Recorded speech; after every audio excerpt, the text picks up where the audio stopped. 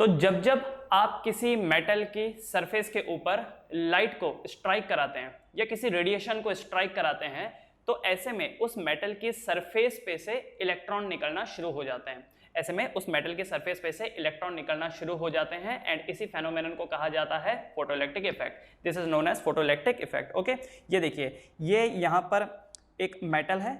Metal में क्या होते हैं, देखो मेटल किस चीज से बना है, एटम से बना हुआ है। तो ये देखिए, एक एटम, दो एटम, तीन, चार, इस तरीके से मैंने वेरियस एटम बना दिए। अब जब मैं इसके ऊपर लाइट को इंसिडेंट करवाऊंगा, ठीक है, ये लाइट है या कोई भी रेडिएशन हो सकती है। लाइट तो चलो वो है जो विजिबल है, लेकिन विजिबल के अलावा भी कई सारी रेडिएशंस होती हैं, ठीक है। तो जब आप किसी मेटल की सरफेस के ऊपर रेडिएशन को स्ट्राइक करवाते हैं तो ऐसे में जो इलेक्ट्रॉन होते हैं इस मेटल के सरफेस पे, जो इलेक्ट्रॉन होते हैं वो बाहर निकलना शुरू कर देते हैं। तो ये देखिए, ये इलेक्ट्रॉन है तो ये बाहर निकलना शुरू हो गए, ये एक इलेक्ट्रॉन, ये दूसरा इलेक्ट्रॉन एंड सो ऑन। तो इलेक्ट्रॉन इजेक्ट होना शुरू हो गए, इसी को हम लोग बोलते हैं फोटोइलेक्ट्रिक इफेक्ट। अब क्यों हुआ होगा ऐसा, क्यों हुआ होगा? हम जानते हैं कि जब भी आप किसी इलेक्ट्रॉन को एनर्जी देंगे तो वो बाहर चला जाता है, ये चीज हमको मालूम है ना। जब एनर्जी अंदर आती है तो इलेक्ट्रॉन बाहर चला जाता है, वी नो दैट। तो यहाँ पर वही हुआ कि आपने जब रेडिएशन को स्ट्राइक कराया इन एटम के ऊपर तो जो आउटर मोस्ट इलेक्ट्रॉन है ये निकल करके बाहर चला गया, और इसी को बोलते हैं हम लोग photo electric effect. This is known as photo electric effect. आप चाहो तो इसका डेफिनेशन लिख सकते हो कि whenever a radiation is struck on the surface of metal, then electrons are ejected from the metal surface. This phenomenon is known as photoelectric effect, ठीक है। This is known as photoelectric effect. इसको हम लोग क्या बोलते हैं, photoelectric effect. अब ये जो इलेक्ट्रॉन निकले हैं इन्हें कहा जाता है फोटो इलेक्ट्रॉन। ये जो इलेक्ट्रॉन निकले हैं इन्हें बोला जाता है फोटो इलेक्ट्रॉन। देखो इलेक्ट्रॉन तो ये है ही, फोटो इलेक्ट्रॉन इसलिए क्योंकि इनके ऊपर लाइट पड़ी थी, उसकी वजह से ये निकले, तो इसीलिए क्या कहा गया, फोटो इलेक्ट्रॉन। इसलिए क्या बोला गया इनको, फोटो इलेक्ट्रॉन। और एक और चीज नोटिस करो, जब जब इलेक्ट्रॉन फ्लो होते हैं तो क्या flow of electron is called as current, है ना। हम लोगों ने पढ़ा था कि करंट क्या होता है, whenever there is a flow of charge. तो ये जो इलेक्ट्रॉन है ये चार्ज पार्टिकल ही तो है। तो जब ये इलेक्ट्रॉन मूव करना शुरू हुए, फ्लो होना शुरू हुए या इजेक्ट होना शुरू हुए, तो ऐसे में ये जो करंट बनाएंगे इन्हें कहा जाएगा photo electric current. These are known as photo electric current, ठीक है ना। देखो एक तो नॉर्मल करंट हो गया, नॉर्मल करंट, मतलब कि जो किसी बैटरी की वजह से है या फिर किसी पावर सोर्स की वजह से है, जैसे कि बिजली के तारों में होता है, तो वो तो नॉर्मली करंट हम लोग इसको बोल देते हैं। लेकिन इसको हम लोग क्या बोलेंगे, फोटो इलेक्ट्रिक करंट, क्योंकि लाइट पड़ी, फोटोन, लाइट का जो पार्टिकल होता है वो क्या होता है, फोटोन ही तो होता है। फोटोन पड़ा, इलेक्ट्रॉन निकला, और उसकी वजह से जो करंट बन रहा है, क्योंकि इलेक्ट्रॉन फ्लो तो कर रहे हैं ना, तो इसलिए उसको कहा जाता है photo electric current. This is known as photo electric current, right. तो एक तो हो गया फोटो इलेक्ट्रिक इफेक्ट, जब लाइट या कोई भी रेडिएशन मेटल के सरफेस पे पड़ती है तो इलेक्ट्रॉन इजेक्ट होना शुरू होते हैं, एंड इसी को बोला जाता है फोटो इलेक्ट्रिक इफेक्ट। ये जो इलेक्ट्रॉन निकले हैं इनको स्पेशली क्या बोला जाता है, फोटो इलेक्ट्रॉन। और जब ये फोटो इलेक्ट्रॉन मूव होना शुरू होते हैं तब जो वो करंट बनाते हैं उन्हें बोलते हैं हम लोग फोटो इलेक्ट्रिक करंट, इसे बोलते हैं हम लोग फोटो इलेक्ट्रिक करंट। ओके, अब दूसरी चीज, ये जो आपने लाइट इंसिडेंट कराई मेटल सरफेस के ऊपर, क्या ये कोई सी भी लाइट होनी चाहिए, नहीं भाई, इसकी एक मिनिमम फ्रीक्वेंसी होनी चाहिए। ऐसा नहीं कि कोई भी लाइट आप मेटल के ऊपर मारेंगे और इलेक्ट्रॉन निकलना शुरू हो जाएंगे, नहीं, एक मिनिमम फ्रीक्वेंसी होनी चाहिए। व्हाई? क्योंकि एक मिनिमम फ्रीक्वेंसी के साथ जुड़ी होती है एक minimum energy, because E equal to h mu, है ना। ये पढ़ा था ना आपने कि E इक्वल्स टू क्या होता है, E equals to h mu, मतलब कि energy is directly proportional to the frequency. तो देखो इलेक्ट्रॉन को निकलने के लिए जितनी एनर्जी चाहिए उसी के इक्विवेलेंट आपको फ्रीक्वेंसी देनी होगी। इक्विवेलेंट मतलब क्या है, एक प्रॉपर एक एनर्जी के साथ एक फ्रीक्वेंसी जुड़ी होती है ना।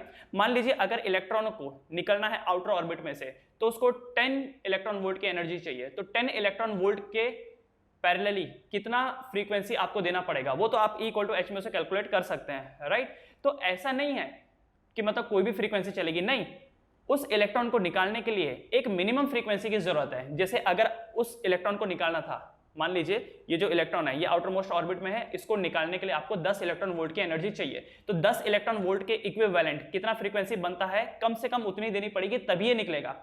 मान लीजिए आप 9 इलेक्ट्रॉन वोल्ट की एनर्जी दे रहे हैं, तो क्या ये इलेक्ट्रॉन निकलेगा? नहीं निकलेगा। 8 इलेक्ट्रॉन वोल्ट की एनर्जी दे रहे हैं, तो क्या ये निकलेगा? नहीं। लेकिन ये निकलेगा तब जब आप 10 या 10 से ज्यादा की एनर्जी इसको देंगे। सपोज मैं किसी कंपनी में जॉब करता हूं and I earn let's say कि 50,000 की सैलरी है मेरी, ओके।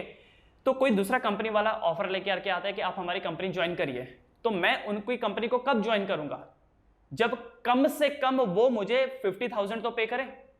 अगर वो मुझे बोलते हैं कि हमारी कंपनी में आ जाओ and we will pay you 40,000, तो मैं उनको क्या बोलूंगा? हट, एक तो ऑलरेडी 50,000 कमा रहा हूं, मैं तुम्हारे साथ में क्यों आऊं? क्योंकि मैं तो 40 मतलब तुम्हारे यहाँ क्या हूं, 40 कमाने के लिए आऊं क्या? उल्टा तुम तो और कम दे रहे हो मुझे। तो मैं उस कंपनी को ज्वाइन करूंगा कब? जब मिनिमम जितनी मेरी सैलरी यहां है उतनी वो भी दें। हाँ, अगर इससे ज्यादा दें तो मैं भाई दुगनी तेजी से आऊंगा। मतलब अगर मुझे 50,000 की सैलरी इस कंपनी में and they are giving me like 50,000, तो मैं उनको बोलूंगा ठीक है, सोचूंगा, देखूंगा। लेकिन अगर उन्होंने बोला कि okay we will give you 60,000, तो मैं यहाँ पर 50 कमा रहा हूँ और वो कह रहे हैं कि 60,000 देंगे, तो मैं उनको बोलूंगा चलो ठीक है, आता हूँ, साल भर बाद आता हूँ। फिर उन्होंने बोला नहीं नहीं नहीं नहीं, एक काम करते हैं, चलो आपको 70 देते हैं। मैंने कहा अच्छा ठीक है, चलो एक काम करो, 6 महीना रुको, मैं 6 महीने में आता हूँ। उन्होंने बोला चलो ठीक है, एक काम करेंगे, 80,000 आपको देंगे। मैंने कहा अरे ठीक है भाई, 3 महीने रुक जाओ, मैं 3 महीने में आ जाऊँगा। उन्होंने बोला 1 लाख की सैलरी देंगे। मैंने कहा अब भी चलो। तो बात समझ में आ रही है? ये जितना गैप है ना, मेरी अभी करंट कितना 50, और जितना ज्यादा वो बढ़ा के देंगे उतनी ही मेरी रफ्तार ज्यादा तेज होगी उनको ज्वाइनिंग करने में। बात समझ में आई क्या? यहां पर भी वही फंडा है कि इलेक्ट्रॉन को निकलने के लिए जितनी मिनिमम एनर्जी चाहिए उतनी ही आपको देनी पड़ेगी, तब जाकर के एक इलेक्ट्रॉन निकलेगा। लेकिन कितनी रफ्तार से निकलेगा ये इस बात पे डिपेंडेंट है कि आप उसकी रिक्वायरमेंट से कितनी ज्यादा एनर्जी दे रहे हैं। एक इलेक्ट्रॉन को 10 इलेक्ट्रॉन वोल्ट का एनर्जी चाहिए सपोज निकलने के लिए, और आप 10 की जगह 20 दे रहे हैं, तो इलेक्ट्रॉन निकलेगा, काफी स्पीड में निकलेगा। 10 की जगह आपने सोचा कि चलो 50 इलेक्ट्रॉन वोल्ट की एनर्जी देंगे, अब और स्पीड में निकलेगा, मतलब उसकी इनडायरेक्टली क्या होगी, वेलोसिटी बढ़ जाएगी। क्योंकि निकलने के लिए तो 10 जूल की एनर्जी चाहिए थी, बाकी जो एनर्जी बच रही है वो उसको वेलोसिटी देगा। ठीक है ना? ओके, इस पे भी आएंगे। तो याद रखिए कि ये जो इलेक्ट्रॉन आपको निकालना है, मिनिमम फ्रीक्वेंसी आपको देनी ही पड़ेगी, और उस फ्रीक्वेंसी को हम लोग बोलते हैं threshold frequency. That frequency is known as threshold frequency. चाहिए तो यहां पर हम लोग लिख सकते हैं कि to eject an electron, a minimum frequency जिसको हम लोग म्यू नॉट से दिखाएंगे, is required, and this frequency is known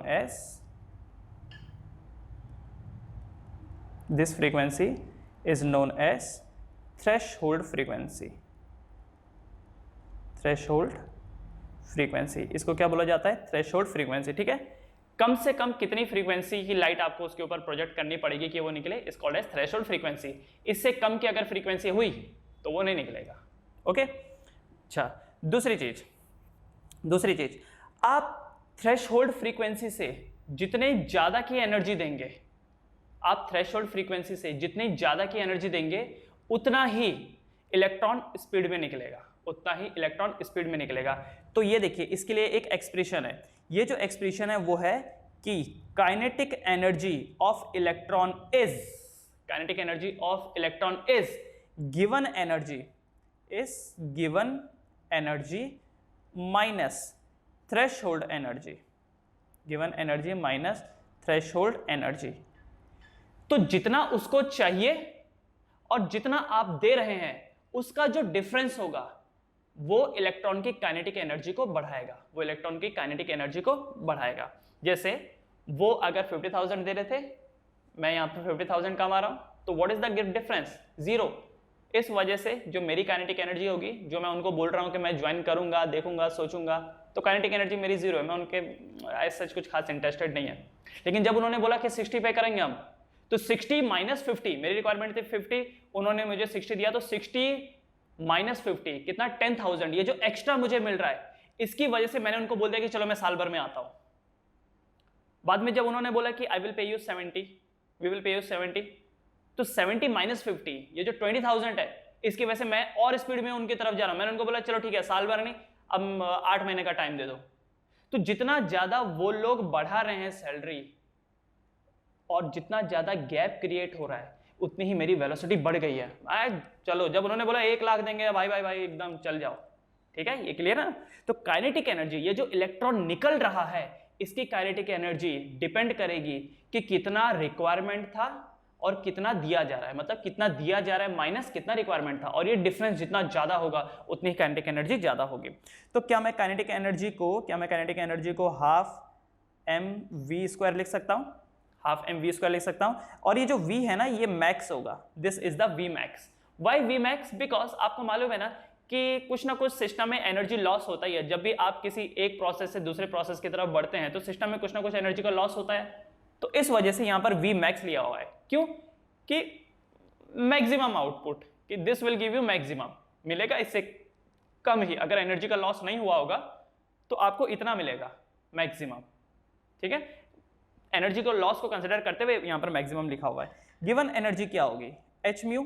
threshold frequency energy क्या होगी? h mu naught. तो ये एक एक्सप्रेशन हो गया, और ये जो एक्सप्रेशन है ये आइंस्टाइन के द्वारा दिया हुआ था, इसीलिए इसको कई बार आइंस्टाइन फोटोइलेक्ट्रिक इफेक्ट भी कहते हैं। दूसरा, इसी फॉर्मूले को क्या मैं ऐसा भी लिख सकता हूं?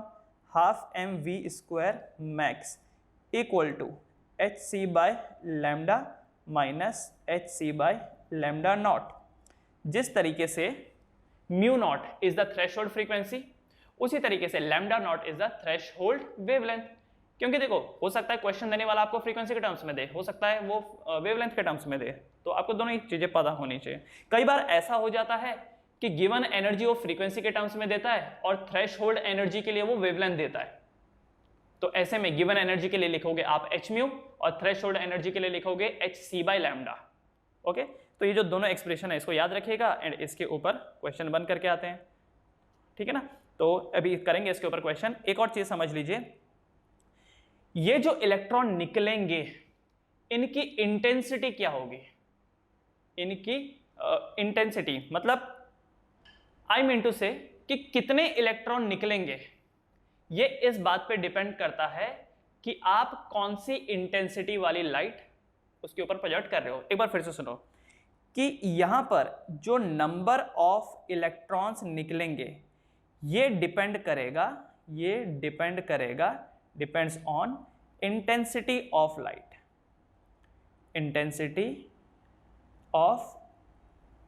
लाइट, ठीक है, ये डिपेंड करता है इंटेंसिटी ऑफ लाइट। ये इंटेंसिटी क्या चीज होती है? इससे पहले तो जो फ्रीक्वेंसी की हम लोगों ने बात की थी, फ्रीक्वेंसी वाला कॉन्सेप्ट क्या बोलता है कि इलेक्ट्रॉन कितनी स्पीड में निकलेगा, वो डिपेंड करता है किस पे? ये डिपेंड करता है फ्रीक्वेंसी ऑफ लाइट पे। चलो ये यहाँ पर मैं ऊपर लिख देता हूँ, ये जो शॉर्ट में ये जो मैंने बताया ना टू इजेक्ट एन इलेक्ट्रॉन, इसी चीज को मैं एक शॉर्ट में ये लिख सकता हूँ कि द वेलोसिटी ऑफ इलेक्ट्रॉन, या हटाओ यहाँ पर ना लिख करके, चलो इधर नीचे लिखता हूँ कि वेलोसिटी ऑफ इलेक्ट्रॉन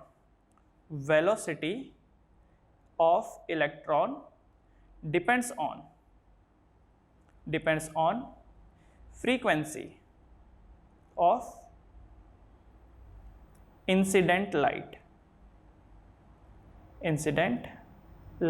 लाइट भी हो सकती है, रेडिएशन भी हो सकती है। उसी तरीके से number of electron depend upon the intensity of incident light. ठीक है, तो अब ये दोनों क्या चीज है, जरा इसको समझिएगा। नंबर ऑफ इलेक्ट्रॉन, एक इलेक्ट्रॉन निकलेगा, 2 इलेक्ट्रॉन निकलेगा, 3, 10, ये किस बात पे डिपेंड करता है कि लाइट की इंटेंसिटी क्या है। इंटेंसिटी का मतलब होता है कि कितने नंबर ऑफ फोटोन वो लाइट दे सकती है। जैसे ये समझिए, ये एक लाइट है, ये एक लाइट है और ये दूसरी लाइट है, एक छोटी लाइट है और एक बड़ी लाइट है।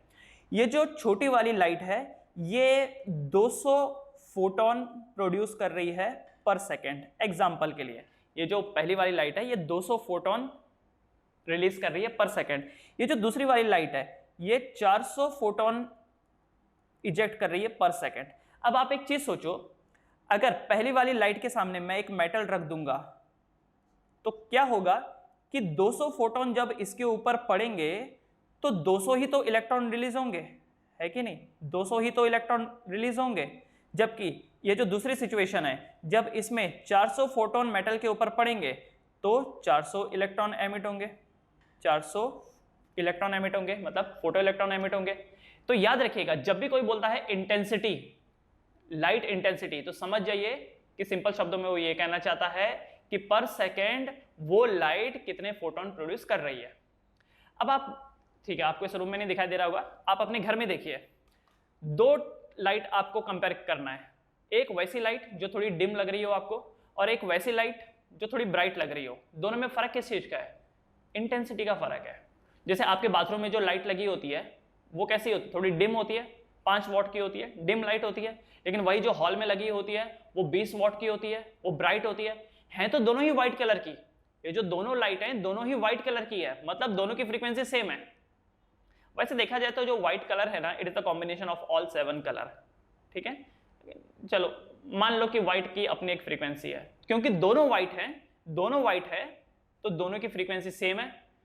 दोनों जब किसी मेटल के ऊपर पड़ेंगे तो जो इलेक्ट्रॉन निकलेगा उनकी वेलोसिटी सेम होगी। क्यों सेम होगी? क्योंकि फ्रीक्वेंसी सेम है। लेकिन ये जो ब्राइट लाइट है ये ज्यादा इलेक्ट्रॉन निकाल सकती है, जबकि ये जो डिम लाइट है ये कम इलेक्ट्रॉन निकालेगी। बात समझ में आई? एक और बार समझ लो अगर नहीं समझ में आया तो। मान लीजिए ये एक रेड कलर की लाइट थी और ये भी एक रेड कलर की लाइट है। ये जो पहली वाली लाइट है रेड कलर की, ये 5 वॉट की है, जबकि ये दूसरी रेड कलर की जो लाइट है ये 20 वॉट की है।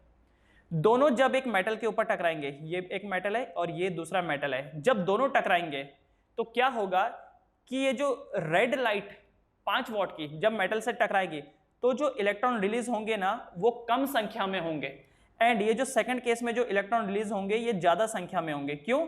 क्योंकि हैं तो दोनों ही रेड, लेकिन दूसरे वाले की इंटेंसिटी ज्यादा है तो ज्यादा इलेक्ट्रॉन रिलीज होंगे। पहले वाले की इंटेंसिटी कम है, पहला वाला कम फोटोन प्रोड्यूस कर रहा है, इसके वजह से वो कम इलेक्ट्रॉन रिलीज कर पाएगा, ठीक है। बाकी ये जो लाइट एमिट हो रही है ना, जो इलेक्ट्रॉन एमिट हो रहे हैं इनकी वेलोसिटी दोनों केस में सेम होगी। याद रखिएगा, दोनों केस में सेम होगी। लेकिन अगर नंबर ऑफ इलेक्ट्रॉन्स की बात करूं, फोटो इलेक्ट्रॉन, तो नंबर ऑफ फोटो इलेक्ट्रॉन पहले वाले के कम रहेंगे और जबकि दूसरे वाले के ज्यादा रहेंगे, ठीक है ना। समझ में आया? इसलिए लिखा हुआ है नंबर ऑफ इलेक्ट्रॉन्स जो यहाँ पर एमिट होंगे डिपेंड करेगा on intensity of the light, जबकि वेलोसिटी ऑफ इलेक्ट्रॉन डिपेंड करता है फ्रीक्वेंसी ऑफ लाइट, ठीक है। ऑल राइट, एक और एग्जांपल देख लेते हैं। लेट्स सी कि एक है यहाँ पर रेड कलर की लाइट, मान लेते हैं एक यहाँ पर है रेड कलर की लाइट एंड दूसरी है वायलेट कलर की लाइट, वायलेट। दोनों ही यहाँ पर 5 वॉट की हैं, दोनों ही यहाँ पर 5 वॉट की लाइट है। 5 वॉट की लाइट है, इसका मतलब दोनों ही equal amount of photon produce कर रहे हैं। दोनों के दोनों एक मेटल की सरफेस के ऊपर टकराए, दोनों के दोनों। तो यहां पर आपको क्या डिफरेंस देखने को मिलेगा कि जो पहला वाला रेड वाला जब मेटल के ऊपर पड़ेगा तो जो उसके इलेक्ट्रॉन निकलेंगे ना वो बहुत स्लो होंगे, उनकी जो वेलोसिटी होगी ये लो होगी, क्योंकि रेड लाइट फ्रीक्वेंसी जो होती है उसमें एनर्जी कम होती है, इसलिए जो इलेक्ट्रॉन निकलेंगे वो स्लो निकलेंगे। लेकिन वॉयलेट लाइट जब मेटल के ऊपर टकराएगी तो जो इलेक्ट्रॉन निकलेंगे उनकी वेलोसिटी हाई होगी। बट क्योंकि दोनों 5-5 वॉट के हैं, इसकी वजह से जितने number of electron first case में निकलेंगे, जितने number of photo electron first में निकलेंगे उतने सेकंड में निकलेंगे, ठीक है। तो ये नंबर ऑफ फोटो इलेक्ट्रॉन दोनों केस में इक्वल होंगे क्योंकि दोनों 5-5 वॉट के हैं। तो एक हो गया कि कितने इलेक्ट्रॉन निकलेंगे और दूसरा होता है कितनी वेलोसिटी से निकलेंगे। तो वेलोसिटी डिपेंड करता है फ्रीक्वेंसी ऑफ लाइट पे, एंड कितने इलेक्ट्रॉन निकलेंगे ये डिपेंड करता है इंटेंसिटी ऑफ लाइट पे। ऑलराइट, एक और चीज यहां पर है कि ये जो इलेक्ट्रॉन निकल रहे हैं इनको रोकने के लिए आपको कितना पोटेंशियल देना होगा is known as stopping potential. एक और शब्द आप देखोगे स्टॉपिंग पोटेंशियल। स्टॉपिंग पोटेंशियल आसान भाषा में स्टॉपिंग पोटेंशियल होता है कि ये जो फोटो इलेक्ट्रॉन निकले हैं इनको रोकने के लिए आपको कितना पोटेंशियल देना होगा। ऑब्वियसली कैसा पोटेंशियल दोगे, सेम पोटेंशियल। अगर इलेक्ट्रॉन आपकी तरफ आ रहे हैं, सपोज करो ये इलेक्ट्रॉन है, ये आपकी तरफ आ रहे हैं, लेट्स से मेरी तरफ आ रहे हैं इलेक्ट्रॉन, मेरी तरफ, मैं नहीं चाहता हूं कि इलेक्ट्रॉन मेरे से टकराएं, तो मुझे क्या करना होगा, मैंने क्या किया, अपनी बॉडी को नेगेटिव चार्ज कर लिया। मैंने अपनी बॉडी को नेगेटिव चार्ज कर लिया सच दैट जब वो इलेक्ट्रॉन मेरी तरफ आए तो मेरे नेगेटिव चार्ज से वो रिपेल हो जाएं और मेरे पे ना टकराएं। तो अब आप एक चीज नोटिस करो, सपोज सामने से इलेक्ट्रॉन बहुत तेज आ रहा है, बहुत तेज, तो मेरी बॉडी के ऊपर मुझे नेगेटिव चार्ज की अमाउंट बहुत ज्यादा करनी पड़ेगी, मुझे अपने अंदर पोटेंशियल बढ़ाना पड़ेगा, नेगेटिव पोटेंशियल, तब जाकर के उस हाई वेलोसिटी वाले इलेक्ट्रॉन को मैं रोक पाऊंगा। लेकिन अगर वहां से इलेक्ट्रॉन स्लो स्लो स्लो आ रहा है तो मुझे उतने पोटेंशियल की जरूरत नहीं है, मैं अपनी बॉडी को कम नेगेटिव कर लूंगा और उससे वो इलेक्ट्रॉन रुक जाएगा। तो समझ गए स्टॉपिंग पोटेंशियल क्या है। किसी भी फोटो इलेक्ट्रॉन को रोकने के लिए आपको कितना पोटेंशियल करना होगा, जनरेट करना होगा, that is known as stopping potential. एक इलेक्ट्रॉन जो मेरी तरफ आ रहा है अगर मुझे उसको रोकना है तो उसके लिए मुझे अपने शरीर को कितना नेगेटिव चार्ज करना पड़ेगा, that is known as stopping potential, that is known as stopping potential. तो आप इसकी डेफिनेशन लिख सकते हो, the potential required to stop an electron, the potential required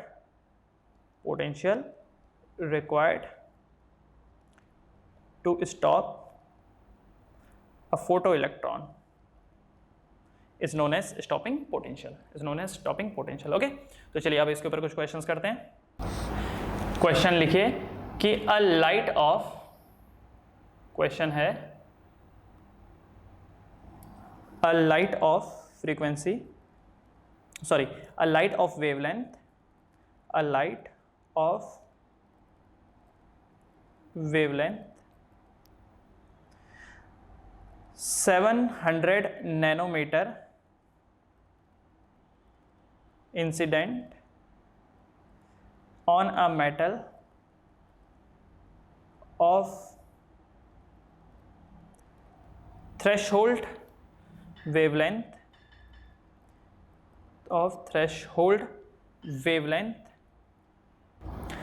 1000 nanometer, a light of wavelength 700 nanometer incident on a metal of threshold wavelength 1000 nanometer, full stop. Calculate the kinetic energy of ejected electron. Calculate the kinetic energy of ejected electron. Calculate the kinetic energy of ejected electron. तो एकदम simple है। तो kinetic energy का formula क्या था, kinetic energy equal to h c by lambda minus h c by lambda naught. एक काम करते हैं, एच सी को कॉमन ले लेते हैं, अंदर क्या बचेगा 1 by lambda minus 1 by lambda naught, तो बनेगा kinetic energy equal to h 6.6 into 10 to the power minus 34 into 3 into 10 to the power 8 into 1 by lambda, तो 1 बाई लैम्डा मतलब 1 बाई 700 नैनोमीटर, तो 700 नैनोमीटर का मतलब कितना हो गया 700 into 10 to the power minus 9 minus 1 divided by ये कितना है 1000, तो 1000 into 10 to the power minus 9 है ना। अब एक काम यहाँ पर कर सकते हैं, क्या कर सकते हैं कि ये जो 10 टू द पावर माइनस 9 है इसको बाहर ले लो, है ना। अच्छा एक काम करो, 2 जीरो पहले यहाँ से कट कर लो, तो ये -7 हो जाएगा, यहाँ से भी 2 जीरो कैंसिल कर दो तो ये भी -7 हो जाएगा।